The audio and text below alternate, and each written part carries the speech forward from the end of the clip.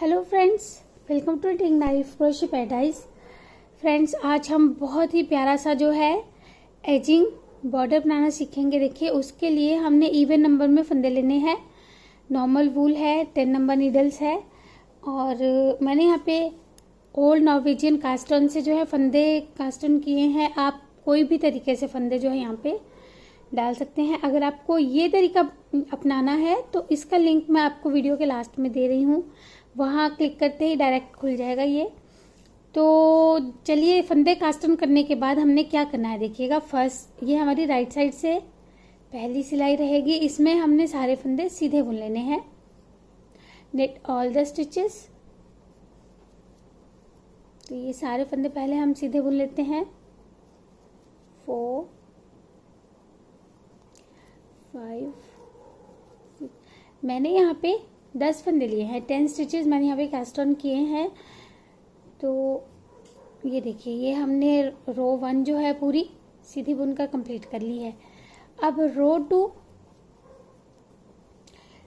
2 भी हमने सारी जो है वो सीधी बुन लेनी है। देखिए, इससे रो 2 सीधी बुनने से जो है हमारा जो एजिंग है, जो बॉर्डर है, वो मुड़ता नहीं है, कर्ल नहीं होता है, इसलिए हम इसे सीधा ही बुनते हैं। तो ये पूरी रो हम सीधी बुन लेंगे।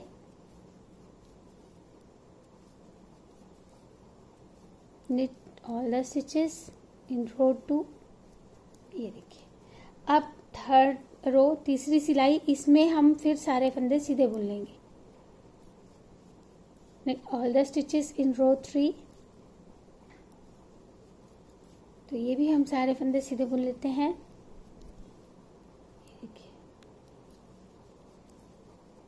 फ्रेंड्स, अगर आपने चैनल को भी सब्सक्राइब नहीं किया है तो प्लीज़ कर लीजिएगा और बेल आइकन प्रेस कर लीजिएगा। अभी बहुत अच्छे अच्छे से डिज़ाइंस जो है वो चैनल पर आने वाले हैं, तो उसको आपको जो है साथ के साथ अपडेट्स मिलते रहेंगे। अब देखिए, 4th रो, चौथी सिलाई, इसमें फिर से हम सारे फंदे सीधे बुन लेंगे।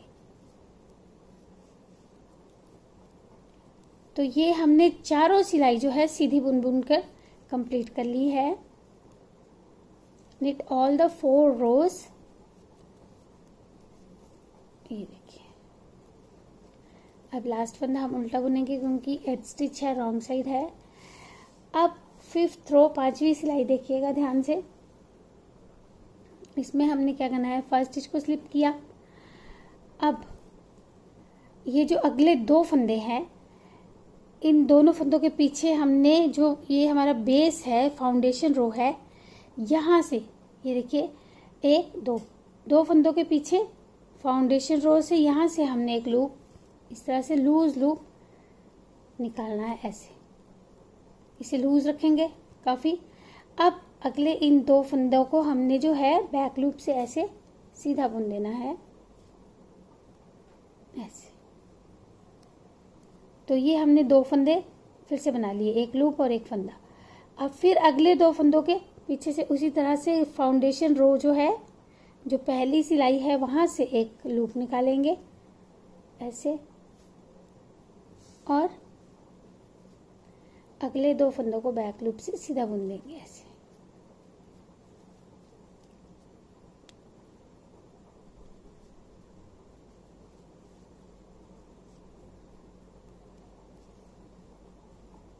यही हमने पूरी रो में करना है।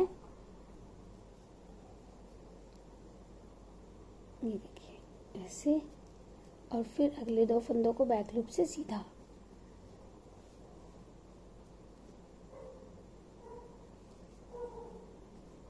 फिर अगली रो।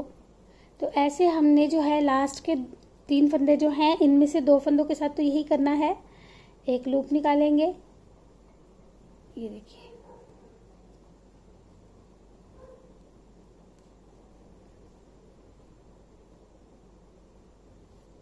और अगले 2 फंदों को इस तरह से बैक लूप से सीधा बुन देंगे। और एड स्टिच रहेगा हमारा लास्ट में, उसको हमने सीधा बुन लेना है।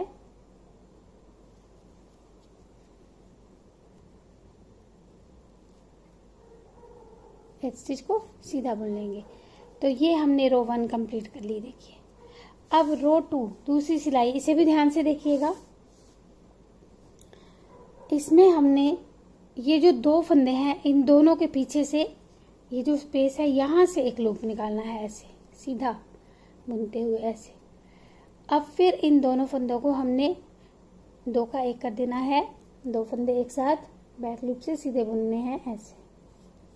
ये अब 2 फंदों के पेयर्स में हमने जो है ये फंदों को पेयर्स में इस तरह से बुनते जाएंगे, एक एक लूप निकालते जाएंगे और 2 फंदों को एक साथ इस तरह से बैक लूप से सीधा बुनते जाएंगे। तो स्पेस इसमें बना हुआ है तो आसानी से ये देखिए इस तरह से बनता जाएगा। लास्ट में भी हमारे 2 फंदे रहेंगे इसमें, जिसमें हमने देखिए पीछे से इस तरह से लूप निकाल के फिर इन दोनों फंदों को बैक लूप से ऐसे सीधा बुन देना है। तो ये हमने रो 2 इस तरह से कंप्लीट कर लेनी है। अब अगली सिलाई नेक्स्ट रो, इसमें हम ताकि हमारा ये डिज़ाइन जो है ये उभर कर आ सके, तो इसको हमने सारे फंदे उल्टे बुनकर कंप्लीट कर लेना है।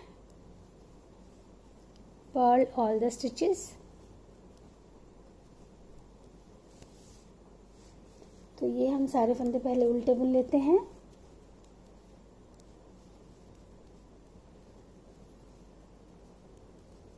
फ्रेंड्स, आपको धागे की टेंशन एक सी रखनी है, लूप्स भी एक ही साइज के अगर बनाएंगे आप तो आपका ये जो पैटर्न है ये बहुत सफाई से और अच्छा बनेगा। ये देखिए, अब इसी को देखिए मैंने यहाँ पे ज़्यादा फंदे बनाकर जब बनाया है, ज़्यादा फंदे लेकर, तो ये इस तरह से बना है और बहुत ही प्यारा सा ये देखिए पैटर्न बना है ये। इसी को हम कंटिन्यूएशन में आगे जो है पैटर्न फॉलो कर सकते हैं या फिर उसको थोड़ा सा चेंज करके फिर यूज़ कर सकते हैं, या आप खाली इसकी एजिंग को ही यूज़ करके ऊपर से कोई भी पैटर्न बना सकते हैं। देखिए ये दोनों तरफ से बहुत ही सुंदर है, इस साइड से भी ये बहुत अच्छा लगता है। ये चाहे इसे आप फ्रंट साइड भी रख सकते हैं और इसे भी फ्रंट साइड रख सकते हैं, तो जो आपको अच्छी लगे। रिवर्सिबल कोई भी आप प्रोजेक्ट बनाते हैं तो उसके एजिंग के लिए भी यूज़ कर सकते हैं। तो फ्रेंड्स, इसे ज़रूर आप ट्राई कीजिएगा और मुझे ज़रूर बताइएगा कि आपको ये कैसा लगा है। Thank you friends for watching. Have a nice time. Bye bye. Take care.